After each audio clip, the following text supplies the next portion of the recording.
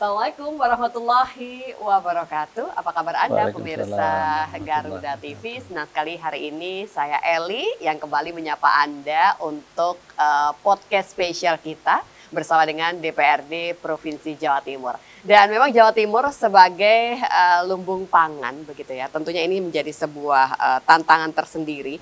Jadi bagaimana bisa menjaga ketersediaan bahan pangan yang ada di Jawa Timur dan juga mungkin pada skala nasional. Tentunya ada beberapa tantangan yang dihadapi selain masalah perubahan iklim atau juga mungkin cuaca, termasuk juga bagaimana adaptasi terhadap teknologi pada SDM kita. Ini tentunya juga menjadi beberapa pokok bahasan tersendiri. Dan di hari ini kembali saya berkesempatan berjumpa dengan narasumber yang sangat luar biasa. Beliau ini kalau diajak ngobrol soal sektor pertanian yang ada di Jawa Timur, wah udah deh. Dijamin akan banyak sekali informasi yang bisa digali. Langsung saja kita sapa, ada Bapak Dr. Andes M.H. Raufik. Assalamualaikum, apa kabar? Waalaikumsalam, kabar baik. Kali kedua kita berjumpa, ini pastinya menyenangkan sekali Pak Raufik. Saya ingin dengar dapat banyak sekali cerita dari Bapak begitu ya. Kali ini tema kita yang lebih berkaitan pada optimalisasi PPL. PPL ini adalah penyuluh pertanian lapangan ya Pak ya. Ini yang berfungsi untuk keberlangsungan produksi pangan. Seberapa peran dari PPL ini bisa menjawab atau juga mungkin menjembatani kebutuhan para petani yang ada di lapangan? Pak ya, dalam konteks kebutuhan status Jawa Timur sebagai penyangga pangan Indonesia ya. Itu kan tidak boleh turun grade. Jadi segala upaya dan semua perangkat yang menjadi bagian dari kesuksesan di dalam pertanian, saya kira itu juga menjadi penting, termasuk soal PPL. Penyuluh pertanian lapangan. Ini sosok personifikasi yang kemudian dia harus lebih pintar dari para petani. Karena ilmu ya. Rata-rata PPL kita memang background latar belakang pendidikannya memang pertanian, sehingga dia memang sebetulnya gurunya para petani. PPL itu di saat para petani kesulitan karena hama, karena bertanam salah musim, ini tanggung jawabnya PPL. Dan PPL ini memang tidak banyak dikenal orang, tapi sebetulnya perannya luar biasa. Dia harus berdampingan dengan para petani. Kan begini, PPL ini di level kecamatan itu ada per kecamatan ada 2, ada 3. Lihat luasan wilayah. Kemudian di level kecamatan itu ada namanya Badan Penyuluh Pertanian (BPP). Jadi itu yang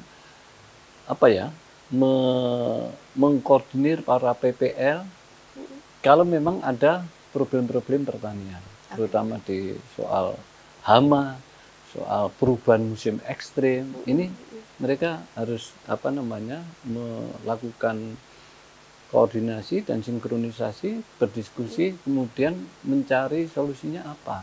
Bapak tadi menyebutkan PPL ini setingkat ilmunya harus lebih tinggi begitu ya. Mereka harus memahami persoalan yang ada di lapangan. Siapa sebenarnya yang boleh atau bisa menjadi PPL di beberapa tempat tadi, Bapak? Ya, siapapun dengan latar belakang ilmu pertanian. Ilmu pertanian, Rata sarjana pertanian. Jadi dia mulai dari karakter tanah, konstur tanah, terus jenis tanaman, jenis pupuk, jenis obat, dia sudah di luar kepala. Sehingga tetapi memang ada PPL yang offset ya, yang kadang-kadang maunya sendiri, tidak mengikuti keinginannya para petani. Jadi kan begini, mengedukasi petani itu tidak gampang, karena dia sudah bertahun-tahun hidupnya di situ. Expert loh. Iya. Jadi dia kalau sudah tanam ini biasanya itu dia dari kebiasaan aja. Kalau musim begini ini nggak cocok dengan varietas ini. Ini cocok ke varietas ini. Jenis tanaman ya. Nah, tetapi kan para petani, bukan saya merendahkan para petani, tetapi ilmunya kan secara akademik kan nggak ada. Tetapi dia bisa bertahan karena kebiasaan. Memang kadang-kadang lebih jago dia, tetapi kajian akademiknya kan dia nggak pernah ngelabkan tanahnya, kemudian nggak pernah uji coba obat pupuk yang cocok dengan varietas apa kan, hampir nggak pernah. Itu peran PPL. Makanya mengedukasi petani ini tanggung jawabnya PPL, dan PPL ya dia harus bisa menyesuaikan diri dengan para petani. Karena butuh cara tersendiri tadi ya Pak Raufik ya. Cara sendiri, kemudian cara komunikasi, terus kemudian membangun trust yang penting. Kalau para petani udah nggak percaya dengan PPL ya sudah jalan sendiri-sendiri, dan informasinya nggak akan sampai. Ya, jadi ini harus ada proses pemahaman dan proses kepercayaan yang harus dibangun, chemistry-nya harus dapat. Makanya para PPL itu ya hidupnya di sawah. Jadi karena harus mendampingi secara langsung tadi ya. Jadi kalau musim tanam sekarang dia sangat hafal. Satu wilayah kecamatan di desa A sekarang ini yang belum tanam berapa hektar, dia hafal karena dia berdasarkan data. Nah, data-data itulah yang kemudian menjadi bahan yang kemudian untuk mengestimasikan kebutuhan pupuk, kemudian kebutuhan obat, dan dia punya ilmu kan, kalau cuaca begini ini akan datang hama ini. Nah, itu kan juga ilmunya di PPL. Jumlahnya sudah sebandingkah dengan kebutuhan yang ada Pak, PPL yang ada? Belum. Jadi PPL ini kan sebetulnya ujung tombak dari suksesnya pertanian. Tetapi mengingat perannya harusnya sesuai begitu ya Pak? Kita belum. Jadi dengan luasan lahan yang dimiliki Jawa Timur, dengan jumlah PPL yang ada, kadang-kadang kita kasihan juga PPL itu. Satu orang mengcover beberapa desa yang kemudian ya sudah habis waktunya dia di sawah. Karena dia punya tanggung jawab untuk menyampaikan progresnya. Langsung di bawah Kementan kan. Dia Kementan itu kalau Kementerian Pertanian kalau pengen tahu sekarang di Lamongan ini ada berapa hektar lahan yang siap tanam. PPL yang ditanya. Tanyanya Dinas Pertanian ujungnya tombaknya di PPL. Dia sangat penting. Persentase kita masih jauh dari ideal. Masih jauh dari ideal. Jauh sekali. Masih jauh. Jadi kalau kemudian jumlah person PPL ini ditingkatkan ya, itu kemudian cukup, katakanlah ya tidak satu desa tidak satu PPL, tetapi katakanlah 3 desa satu PPL itu sudah cukup. Artinya dia sudah betul-betul bisa memahami dengan data, dan kemudian ya kan memang kalau orang ngayai banyak masalah kan juga kadang-kadang ada yang terlewatkan. Tetapi kalau kemudian fokus, kemudian betul ini menjadi data dia, kemudian dia olah, kemudian dia dicocokkan dengan pengetahuan akademiknya, itu kemudian disampaikan dengan petani melalui Gapotan, diedukasi, saya kira itu luar biasa. Sampai dengan hari ini Pak Raufik, yang Bapak lihat ketika Bapak terjun langsung ke lapangan begitu ya, ngobrol dengan para petani dan juga peran dari PPL itu sendiri, seberapa jauh perubahan, artinya dampak pendampingan dari PPL pada para petani itu Pak Raufik? Gini, yang ada di desa itu, para petani ini kalau ada problem. Kalau ada problem dia baru tanya ke PPL atau dia berhubungan dengan PPL. Tetapi kalau nggak ada problem dia sudah diatasi sendiri. Padahal sebetulnya ada problem atau tidak itu untuk antisipasi. Betul. Karena petani ini kan berhadapan dengan musim, dengan cuaca, dengan ekosistem yang apalagi sekarang iklimnya berubah-ubah, tidak menentu, siklusnya itu tidak menentu, sehingga kadang-kadang estimasi asumsi dari para petani itu meleset-meleset. Ya itu yang bisa menghitung para PPL. Baik.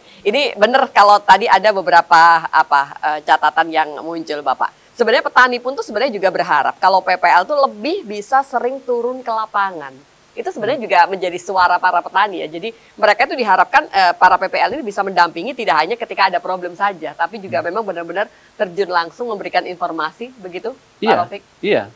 Jadi itu makanya kalau jumlah personnya cukup, saya kira intensitas dia di dalam berkomunikasi dengan petani. Kalau satu kecamatan katakanlah hanya 2-3 PPL ya kasihan. Artinya kan lahan pertaniannya luas. Nah, kalau ini personel cukup, dia bisa intensif. Kemudian ada kesempatan untuk menganalisis. Sekarang perubahan cuaca begini, ini teman-teman petani ini harus diedukasi apa, gitu. Itu pekerjaan dan tanggung jawabnya PPL. Solusi praktis tentunya akan lebih cepat didapatkan begitu ya, betul, ketika memang lebih sering atau intens bertemu dengan para petani. Kita jeda dulu, nanti kita akan coba lanjut kembali obrolan kita.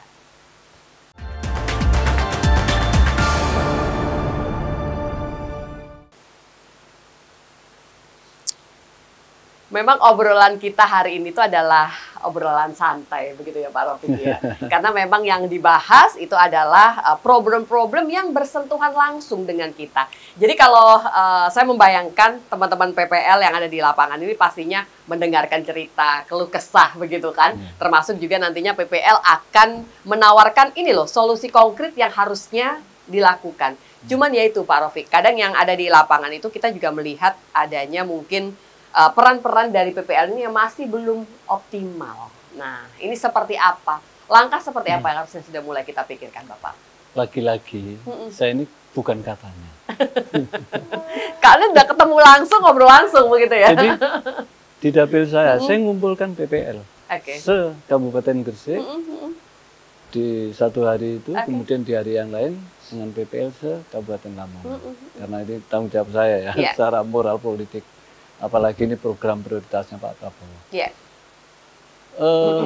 Banyak hal yang ya biasa ya, curhat.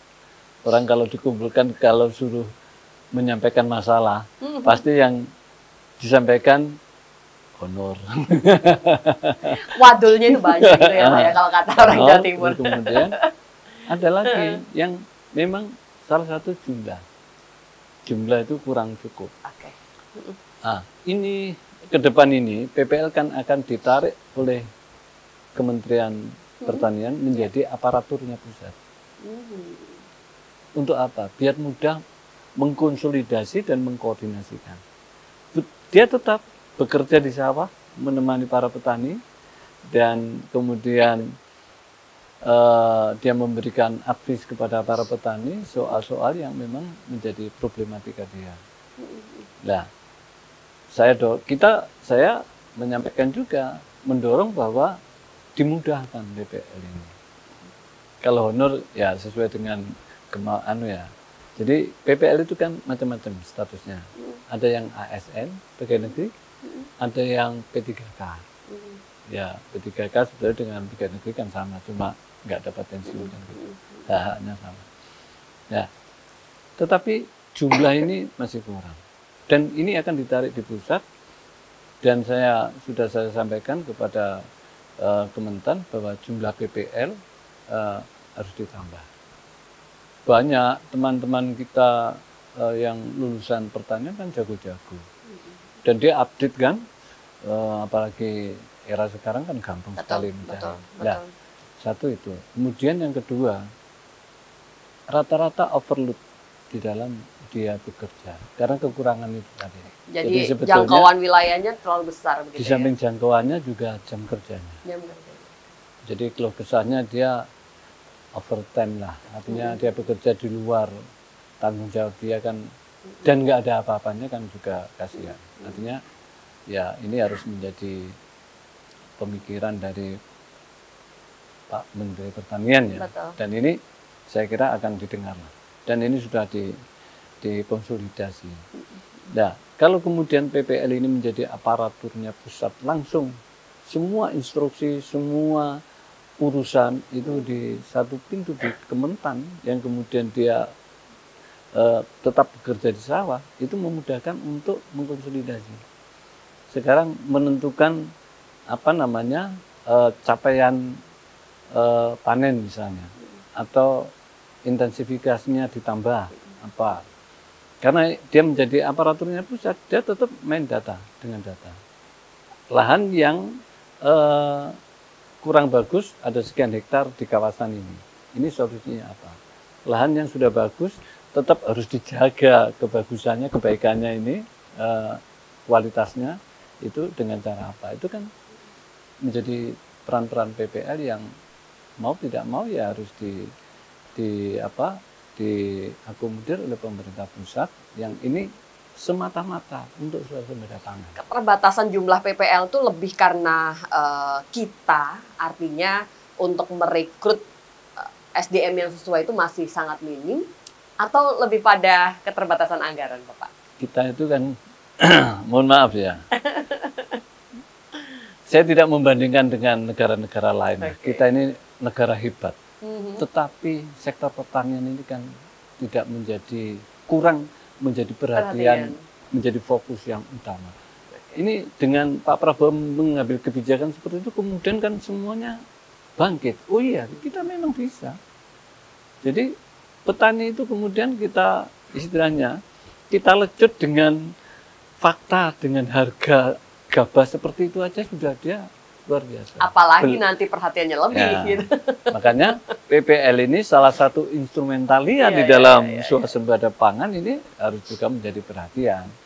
Saya terus terang karena tahu persis bagaimana kerjanya teman-teman PPL, ya itu hak dia lah. Artinya dia hak kesejahteraan harus menjadi perhatian menurut saya. Keberpihakan anggaran cukupkah sebenarnya Pak? Artinya mendukung semua impian itu. Jangan-jangan kita ini sebagai daerah atau juga mungkin sebuah negara yang menginginkan sektor pertanian kita maju, tapi kita kurang memberikan dukungan. Artinya pemerintah kurang serius dalam tanda kutip untuk bisa menumbuhkan sektor pertanian itu sendiri. Oh, Pak Prabowo ini luar biasa. Ini Pak Prabowo melakukan lompatan kebijakan luar biasa. Okay.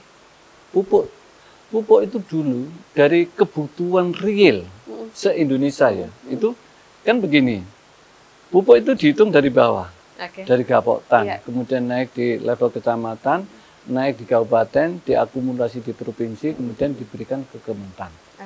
Jadi kebutuhan itu memang real. Dulu kan hanya, mungkin dari kebutuhan real hanya negara ini mampu menyiapkan pupuk subsidi mungkin hanya sekitar 30 atau 40%. Jadi pupuk langka itu bukan karena salah tata niaga atau apa. Di samping memang terlalu ribet tata niaganya, tetapi memang jumlahnya nggak ada. Dan sekarang ini dipenuhi sama Pak Prabowo. Ketersediaan. Kita kan APBN kita kan juga terbatas. Makanya Pak Prabowo ini pupuk harus penuh. Gimana caranya? Harus ada uang. Makanya sektor-sektor lain itu kan juga digalakkan. Hilirisasi. Ini kan kemudian saling nopang nanti. Kebutuhan di sektor pertanian butuh anggaran yang besar dan apalagi ini sedang digalakkan oleh Pak Prabowo, kemudian dicarikan uang, gimana caranya.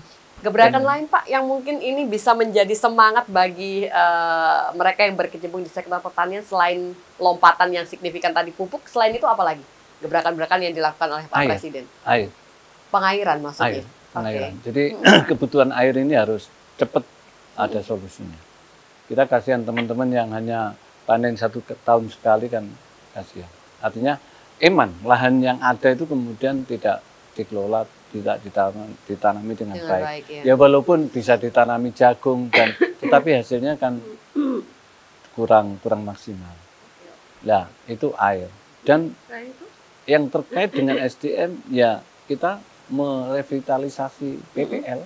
PPL ini direvitalisasi, di-upgrade lagi SDM-nya, pengetahuan, skillnya, terus kemudian jumlahnya. Itu udah petani tenang gitu, udah. Artinya dia sudah di dalam melaksanakan kewajiban dia sebagai petani menanam padi sesuai dengan musimnya, kemudian menjaga, memelihara dengan baik, saya kira bagus. Apalagi sambil dinikmati Bapak, monggo silahkan. Jadi memang ada banyak persoalan di lapangan itu yang memang harus segera diselesaikan. Tapi mendengar penjelasan Bapak tadi itu sangat-sangat komprehensif begitu ya. Jadi peningkatan anggaran, terus nantinya bisa mengalir pada pelatihan yang akhirnya kesejahteraan para petani juga bisa bertumbuh, termasuk juga pemanfaatan teknologi yang belum Bapak. Ini tentunya butuh penjelasan secara detail. Tapi ternyata dijawabnya harus nanti. Kita harus jeda sebentar dan pastikan Anda tetap bersama dengan kami.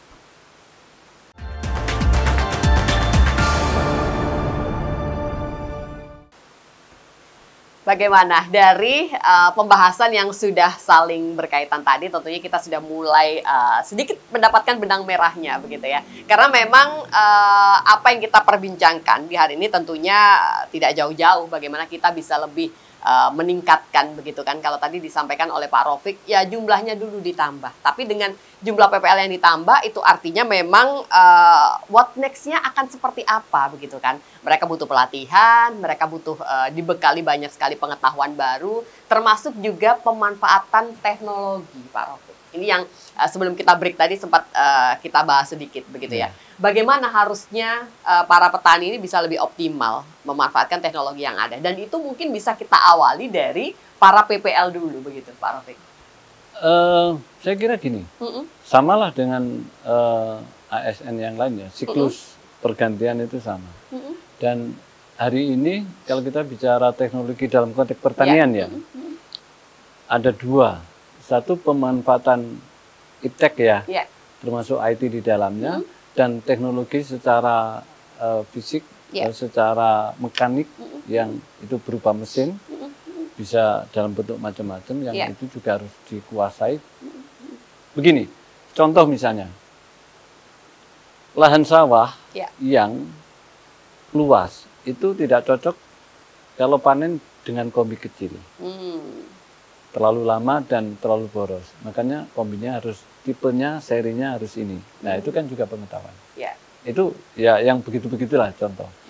Untuk lahan yang terlalu basah, terlalu tanah liatnya kuat, itu enggak kuat dengan kombi kecil. Ini harus kombi besar. Nah, pengetahuan-pengetahuan itu kan juga harus menjadi bagian dari pengetahuan yang dimiliki oleh para PPL.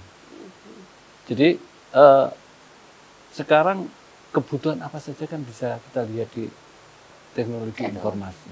Apa saja ya. Sudah banyak yang mendukung begitu ya. Tetapi begini, kadang-kadang juga harus tetap selektif ya. Tetap kita ada ini hoax apa bukan, kan begitu.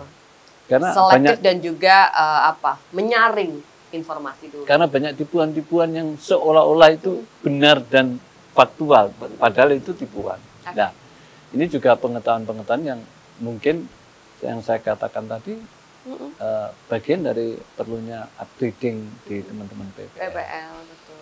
Dan di samping teknologi untuk informasi, sekarang kan informasi ini kalau di Jawa Timur, saya kira tidak ada kawasan yang tidak ada sinyal. Semua kan, ya mungkin yang terlalu jauh, yang di pedalaman hutan-hutan, tetapi ya saya kira sudah tidak seperti dulu. Informasi sudah banjir. Sudah gampang sekali. Betul. Cuma dengan mudahnya mendapatkan informasi dan mudahnya mendapatkan pengetahuan dalam tanda petik ya, melalui aplikasi-aplikasi itu, tapi tetap harus di-compare dengan akademiknya. Ini dulu sekolah pertaniannya begini, sekarang ada begini. Ini mana yang benar kan? Nah, itulah maka butuhnya teman-teman PPL juga harus selalu di-update. Upgrading PPL itu menjadi penting dan itu saya kira sudah menjadi domainnya Menteri Pertanian dan saya kira itu sudah dilakukan. Tetapi kadang-kadang memang harus kita selalu mengingatkan karena tidak mungkin dalam pandangan serempak kemudian semuanya bisa terlihat kan gitu. Kita harus aktif menyampaikan. Pak Raufik, saya yakin sekali Bapak mungkin sempat melakukan studi banding di beberapa wilayah, di beberapa tempat lain yang berkaitan dengan pertanian begitu kan. Begitu kita compare di luar sana itu kan pastinya sudah mulai berteriak bagaimana menciptakan upaya pertanian yang modern, Bapak. Nah, itu ketika kita coba aplikasikan di Jawa Timur, ini sudah cukup adaptifkah? Tinggal kita langsung aplikasikan atau kita masih punya banyak sekali PR yang cukup panjang untuk bisa menuju itu semua, Pak? Ini tergantung uang. Lagi-lagi ya. Modern itu adalah uang. Jadi begini, di beberapa kawasan, mulai daerah Ngawi ya, itu sudah tidak tergantung dengan sungai. Dia sudah bikin 1 hektar itu dia bisa bikin 2-3 sumur bor, dia bisa menciptakan sendiri siklus bertani 1 tahun 3 kali panen sudah bisa. Itu tapi bagi yang kuat. Tapi bagi petani yang lemah, yang lahannya tidak terlalu luas, ini kan butuh sentuhan pemerintah. Nah, ini bagian dari modernisasi pertanian. Nah, yang konvensional kan mengandalkan air sungai, kan begitu. Ya, ini sebetulnya tidak modern amat, tetapi ini memang kebutuhan. Bicara anggaran berarti bicara modern berarti harus bicara anggaran gitu ya. Anggaran. Sekarang banyak sawah-sawah yang kemudian untuk memudahkan, karena begini, teman-teman petani itu kalau panen raya, dia kan sekuatnya fisik, kadang-kadang sampai jam 10 malam, maka sawah itu juga butuh penerangan. Sekarang banyak sawah-sawah yang gemerlap dengan listrik. Karena apa? Karena memang dia butuh. Ketika panen raya, apalagi kombinya terbatas, dia harus punya target harus selesai ya sampai malam untuk kerja di sawah itu. Nah, itu bagian dari bukan modern sebetulnya, itu kebutuhan dasar yang sebetulnya menjadi bagian dari untuk memudahkan para petani. Oke, baik. Kalau memang kuncinya adalah anggaran, Pak Raufik, saya jadi ingin tahu ini langkah konkret dari Komisi B atau Bapak mewakili DPRD Provinsi Jawa Timur untuk bisa lebih mendorong itu semua seperti apa, Pak Raufik? Ya, jadi kita gini, Jawa Timur itu sebetulnya fungsinya kan begini, yang punya rentang kendali pendek itu adalah kabupaten di sektor pertanian. Jawa Timur itu kan sebetulnya mensinkronisasi dan supporting aja, tidak mutlak kemudian semua di cover Jawa Timur, karena posisi kedudukan pemerintah provinsi itu kan begitu. Nah, tapi dengan itu pun saya terus terang di Komisi B, pokoknya petani ini harus dimanjakan dalam tanda petik. Ada perlindungan, ada supporting yang cukup, kemudian kalau ada kendala-kendala cepat ada solusinya. Karena petani itu kan hidupnya bekerjaan dengan perubahan iklim, dengan hama. Kalau nggak cepat, dia bisa, kalau sekali, 2 kali, sampai 3 kali gagal panen ya sudah. Wassalam lah petani, kasihan. Habis modalnya ya? Habis. Kemudian dia hidup dengan modal hutang. Hutangnya ya yang dia bisa paling cepat ya di bank-bank yang dengan bunga tinggi itu kan. Makanya sebetulnya untuk meringankan sektor pertanian ini juga harus didampingi oleh perbankan yang dengan skema-skema bunga rendah. Memang benar. Sebenarnya kalau durasi kita masih memungkinkan, kita bisa ngomong tentang akses perbankan bagi para petani. Kita masih belum dimudahkan ya Pak ya soal itu ya? Belum. Jadi gini, yang sering dikeluhkan oleh teman-teman petani ketika butuh modal itu karena agunan. Karena mereka butuh agunan. Bank itu kan juga butuh aman. Jadi tapi sebetulnya kalau kita ada dana bergulir itu ada, yang nempel di dinas ada. Tetapi serapannya juga tidak karena tidak tuntas dalam sosialisasi dan mappingnya tidak tuntas. Kalau itu kemudian di mapping dan disosialisasikan dengan benar dan tuntas, saya kira teman-teman petani juga bisa memanfaatkan lebih bagus lagi kesempatan-kesempatan seperti itu. Baik. Monggo kali ini Pak Raufik boleh memampatkan lagi pesan-pesan Bapak kepada para petani, teman-teman PPL juga mungkin yang berkaitan dengan tema kita di hari ini. Silakan Bapak. Saya pesan moral aja kepada teman-teman PPL yang menjadi ujung tombak sukses tidaknya para petani. Dalam tanda petik bahwa ini harus berdampingan. Ada kepercayaan yang terbangun secara seimbang. Di satu sisi karena ilmu pengetahuannya, di satu sisi karena kebiasaan baiknya para petani, dan para PPL ini harus tetap semangat dan melakukan pendampingan kepada petani apapun situasinya. Kita di Komisi B juga tahulah apa yang mestinya harus kita dorong untuk PPL soal peningkatan kesejahteraan atau apa, dan nanti ketika ini sudah ditarik menjadi aparaturnya pusat, saya kira pada saatnya nanti PPL ini akan menjadi tenaga profesional betul yang kemudian berdampingan dengan para petani, fokusnya satu, untuk swasembada pangan.